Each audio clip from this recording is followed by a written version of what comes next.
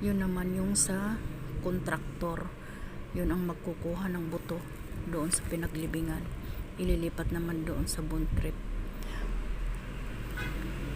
Ang bone trip naman yun, ang paggamit naman nun ay panghabang buhay na. Ang nakalagay doon sa kanilang papel, 3 buto o abo ang pwedeng ilibing sa bone trip unit. Kailangan residente ng Santa Rosa. Bago ka pumunta sa munisipyo, kung ikaw ay magbabayad, kailangan pumunta ka muna ng opisina ng sementeryo, kasi meron ka pang kukunin na papel doon sa sementeryo, tsaka ka magbabayad doon sa munisipyo.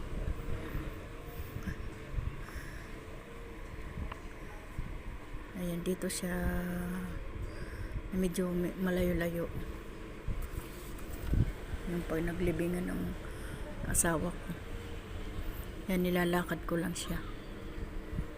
Medyo ano rin naman ang presyo, pero kung wala ka pa naman pambayad, ang sabi naman sa akin, kung wala kang pambayad tapos umabot na siya ng 5 years, tapos kailangan na siya tanggalin doon sa pinaglibingan, ayun, tatanggalin nila, lilinisin nila ng maayos, tapos ibabalot nila, tapos lalagyan ng pangalan, isasama-sama sila doon sa mga hindi pa na ililibing doon sa mga sa may buto.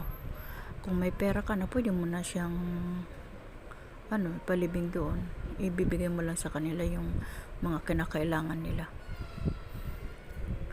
Ayan, dito yung opisina nila. Din lang sa likod niyan yung bone trip dyan. Yan din ang pinaglilibingan. Dito pupunta. Tapos naman yung asawa ko doon nakalibing sa kabila.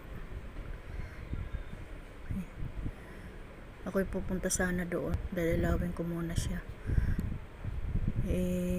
Ang taas, nasa 3rd floor. May vlog na ako dati noon na nasa 3rd floor siya. Ayan. Maulan. Nagsusulo lang ako dito. Meron nga nakamotor na sa lobby ng opisina. Ayan, tahimik na tahimik. Medyo na ulan-ulan pa, kaya hindi na ako nagpunta doon. Sabi ko, bumalik na lang ako. Sunod ko na lang pagpunta, kasi pag nakabayad na ako sa munisipyo, babalik ulit ako dito para ibigay ko yung resibo.